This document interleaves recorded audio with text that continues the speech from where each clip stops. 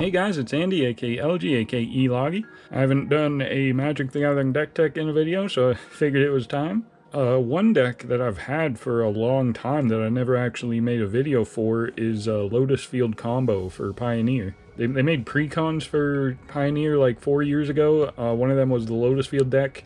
The version that was in that precon was not what I was expecting, so I had to do many changes, and of course cards have been released that I've also added, but I never played with this deck very much, mostly because Hidden Strings was never on Arena, but now it's on Arena and I've been practicing non-stop with the deck. Now I actually feel comfortable explaining how to play the deck, so I'm going to get an opportunity to do this, which, I mean, I'm assuming most people know the concept of Lotus Field.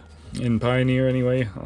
The namesake card here, Lotus Field, is a land that enters tapped, and it's hexproof, but when it enters, you need to sacrifice 2 lands, and then when it does untap, it taps for 3 mana, so not a regular card by any means. You gotta build around it, but if you can build around it, it's exploitable, and that's what this deck intends to do. But yeah, very, very cool card. Lotus Field there. I love the artwork. I love references to Black Lotus, and the artwork here looks so pretty. Maybe that's why I like this deck so much, because I'm typically not a control player, or combo player. I think I said control earlier, but combo. This is definitely a combo deck. And to facilitate the combo with Lotus Field, we have 4 copies of Thespian Stage. This is a land that you can tap and pay 2 mana to become a copy of any land. So you copy your own Lotus Field. Since Thespian Stage already exists on the battlefield, you don't need the enters trigger where you have to sacrifice 2 lands, so that's how you're kind of exploiting the Lotus Field in that regard, and we have many other ways in the deck of exploiting it further, but these are the main bread and butter of the deck: Lotus Field, Thespian Stage. We want these in play as soon as possible. As far as other lands, we got 4 Botanical Sanctum. This is the fast land for Simic colors, 4 of them, because we don't usually have a lot of lands in play. We need both blue and green mana and a couple other colors, but primarily blue and green, so we want a land like Botanical Sanctum that can tap for both of those. And speaking of which, we got 2 Breeding Pools, sometimes better, sometimes worse than Botanical Sanctum. Needing to pay 2 to come into play untapped can be a bit of a hassle, but sometimes you just want that extra bit of mana, so having the option is nice. Only 2 of them though. We have 1 Temple of Mystery, a nice Simic scry land. I suppose that could be changed out now for the Survey land. So that's something I gotta note to self. Survey lands exist now. There's also 1 Lair of the Hydra, which is a land that can become a creature and is a potential win condition for the deck. We don't usually like to go that route, but it is there if absolutely necessary. Then there's 2 Otawara Soaring City, a channel land from Kamigawa Neon Dynasty. Very good card to have in hand, and land to put into play, because I'm usually not a fan of multiple channel lands because they're legendary, but since this deck sacrifices lands so often, it's really not a problem. I'm hesitant to go more than 2 in the deck though, and we got 1 Boseiju for the same reason. I just don't like Boseiju. I don't like giving my opponent a land when I blow something up, but begrudgingly sometimes you do need it, so I am playing 1, but I just don't I do not like giving my opponent a land. Anyway, speaking of lands, we're almost done. We got basics left in case an opponent has Field of Ruin, though they can't target Lotus Field with that. But 3 basic forests, 1 basic island. We need to be doing a lot of things, so the fewer basics, the better. Yeah, I mean, you could maybe replace a forest with another Boseiju, but I'm not. I'm hesitant to play even 1 Boseiju, so forest is good for me. But that's just personal preference. Anyway, now let's get into the actual deck. To begin, we got everybody's favorite Arboreal Grazer. 1 mana, 0/3 reach. When it enters the battlefield, you can put a land into play. So if you have this on 1, it comes down and you have 2 lands in play already. So if you have a Lotus Field in hand on turn 2, you can play your Lotus Field, sacrifice those 2 other lands, and then you just get started so much faster. Arboreal Grazer isn't a very good card. It's a good blocker. to some extent. It can't kill anything, but the 3 toughness could be nice. It is necessary for the deck to get it online as fast as possible, but there are sometimes you just do not want to see this card, especially mid to late game when you draw it off the top. But it is Arboreal Grazer is the buddy, so we gotta put respect on his name. And we also have Sylvan Scrying. Put this down to 3 copies because it is necessary, but drawing it late game just feels so bad. It's good to get to your Lotus Field or Thespian stage, but there's other searches in the deck that are much better than Sylvan Scrying, that are much better late game. Primarily Impulse here, which I have 4 of.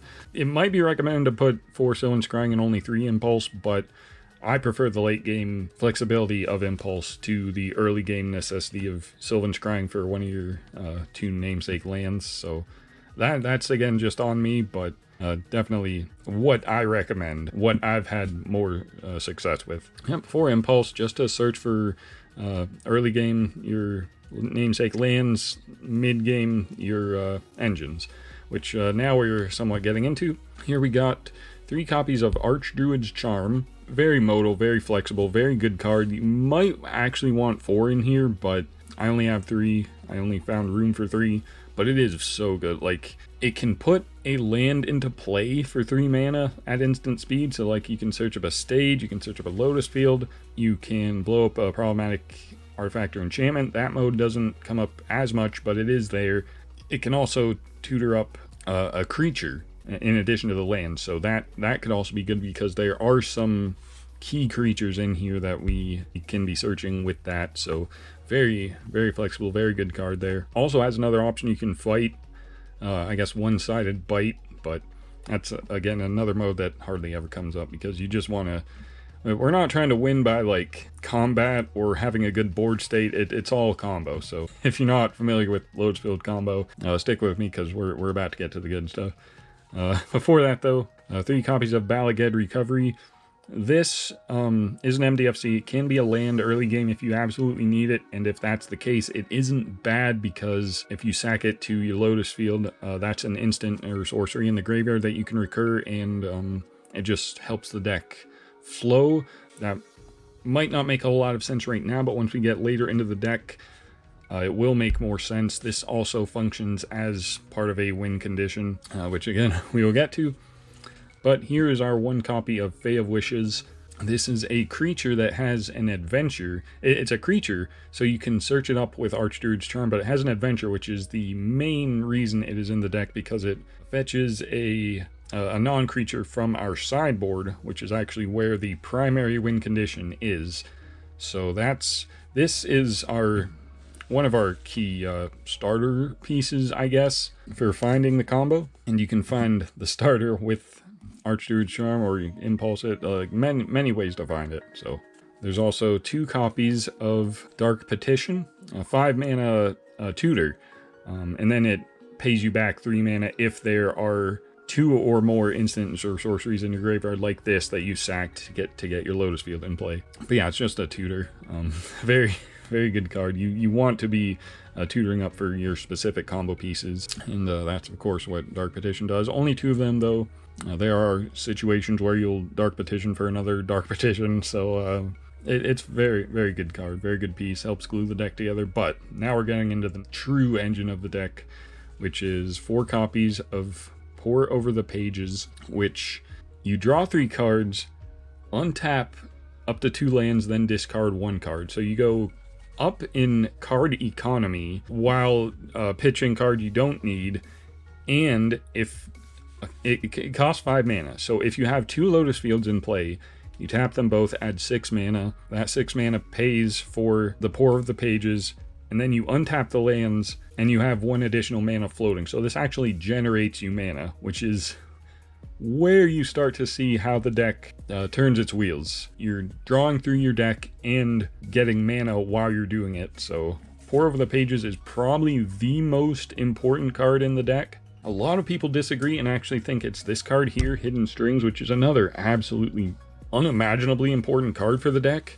This doesn't draw cards or anything. It's actually a strict -1 in card economy, but it helps the deck do what it needs to do way better than any other card in the deck. Tap or untap 2 lands. I guess they can be any permanents, but you're always untapping your Lotus Fields with this. So for 2 mana, the trick here, if you have 2 Lotus Fields in play, tap them both for 6 mana, spend 2 mana, Hidden Strings, untap them both, and now you just generated like 4 mana. So that can help you get started, and it is why Hidden Strings is what the deck actually used to be named after. Like if you go back to 2019 or whatever, people called this deck Hidden Strings. They didn't call it Lotus Field, which is funny, but I mean it is appropriate because Hidden Strings is important. But I prefer Pour Over the Pages. Like if I were to see one of them, 9 times out of 10 I'm going to want Pour Over the Pages, just because you're drawing in addition to generating mana. But you do need both often. Anyway, now we get to another creature that we literally never cast unless we're absolutely desperate, and casting it is probably not good because it just dies to removal because we don't have any other creatures. I guess Grazer sits out, but who's gonna spend a removal spell on Grazer? Vizier of Tumbling Sands, 3 mana, 1/3, that can tap to untap a permanent.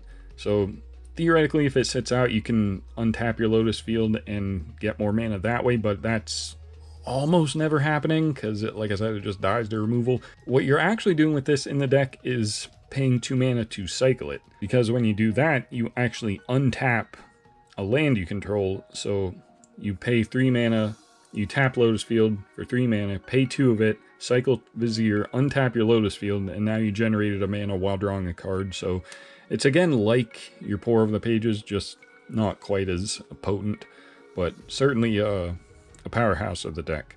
These 3 here are really what makes the deck function. And now there's actually only 5 cards left in the deck. A couple 1-ofs, a couple engine pieces. The first 1-of is Leer, which is a creature that makes it so spells can be countered, which can be good if you're up against control or something, but if that's the case, then Leer's never resolving. So the actual important text here is that it gives instants and sorceries in your yard flashback. So we can, as bonkers as Hidden Strings and Pour Over the Pages are from your hand, if you can recast them from your yard and get even more mana and cards out of them, it's absurd. And that really pushes the deck to absurd levels. What I was saying earlier about Dark Petition, if you need to keep tutoring, you can petition for another petition, and if Leer is out, you can use the petition from your yard and the one you just put in it. It's crazy. Anyway, another 1-of here is Chandra Hope's Beacon, which functions, it can be a little bit of removal. Like it has a -X where you can blow up 2 creatures an opponent controls, but it is a backup win condition. It's with Balagad Recovery, but let's finish the deck first. The last 1-of is Omniscience. I love this art. I didn't think this was a real card. I thought it was just some arena exclusive, but no, this is a real card, bro. It looks amazing. Yeah, Omniscience, 10 mana, and you can play spells from your hand without paying their mana. So if that's out, then all your Pour Over the Pages and Hidden Strings are generating you insane amounts of mana. Since all your cards from your hand are free, you can use that mana to play cards out of your graveyard with Leer. So that's kind of what we want to be doing. We also have Emergent Ultimatum, which kind of just sets everything up. If you don't know what Emergent Ultimatum is, it's 7 mana, 2 black, 3 green, 2 blue. You search your deck for up to 3 different mono-colored cards with different names and exile them. An opponent chooses one of them to get shuffled back into your deck, and you get to cast the other 2 without paying their mana cost. So, depending on a multitude of situations, you're almost always going to want to put Omniscience as one of them that they're going to put back, because Omniscience is just almost always correct to put back. You never want an opponent to have an Omniscience. So, with that, you can also play like a Pour Over the Pages for free, or like a Chandra or a Leer, like whatever you need. You can even get your Fae of Wishes to get your win condition out of the board. But like it's dependent on the game state, but there's almost never a scenario where your ultimatum won't put you in a game-winning position. That is the deck. However, the primary win condition that I kept speaking about, that we tutor up with Fae of Wishes, is Approach of the Second Sun. We tutor that with Fae of Wishes. If Omniscience is in play, we just cast it, shuffle it back into our deck, use any of the amount of card draw or tutors we have to get it back in our hand, cast it again, win the game. That is the primary win condition of the deck. In case things go south, there are, like I said, other ways of winning. I guess we'll go over the rest of the board. This is just like anti-meta stuff, like Silence for control, Needle for anything, Lockdown for aggro, Verdict for aggro, Leyline of Sanctity, 4 copies of for Thoughtseize, because, man, Thoughtseize feels bad. Sphinx for control, 2 of them, and 2 Thought Distortion for control. So you can tutor that with your Fae of Wishes. I thought I also had one. I thought I had a 3rd Ultimatum in here. I guess I don't. I'm pretty sure on Arena I do, but in this version I don't for some reason. But sometimes it's appropriate to tutor a 3rd Ultimatum from here if you don't have one, but I evidently don't have one in this board. This seems more focused on anti-meta stuff, which is also recommended. Maybe I don't need 4 copies of Leyline of Sanctity, but anyway, that is the primary plan of the deck. If it goes south, if approach goes south, there is the Lair of the Hydra. You can pump millions of mana into it and attack. Probably not realistic, but can be done. And the third and most convoluted involves Chandra and looping Balaged recoveries. If you have 2 Balageds in your graveyard, and you have a Chandra in play, Chandra has a static ability that copies your instants and sorceries, so if you use a Balaged recovery, Chandra will copy it, so you can actually take 2 Balageds from your yard, put them back into your hand. The batteries in my camera just died, so I forget what I was saying. Right, Chandra. So if we recur the 2 Balageds from our hand with our Balaged, so the Balaged's in the yard, we Chandra -X, targeting our opponent for 5, Chandra goes to the graveyard. This is all presumably with an Omniscience in play. We use our Balaged in hand, return Chandra to hand, play Chandra, use Balaged, get the 2 Balageds back, because Chandra copies your Balaged, so you get the 2 back, -X, Chandra goes to the yard, use your Balaged, get Chandra back, play Chandra, use Balaged, Chandra copies it, get 2 Balageds back, and just loop it that way and take out the opponent. That is the 3rd and more common than Lair of the Hydra win condition, but approach is the primary win condition, and that is what we try to do because other options are a lot less guaranteed. But there are other ways to win. But that's pretty much the deck. I didn't make this. I pretty much looked at every like Lotus Field combo deck I could find and built something that I felt worked for me. Like, people are now playing with artist talent and trying to like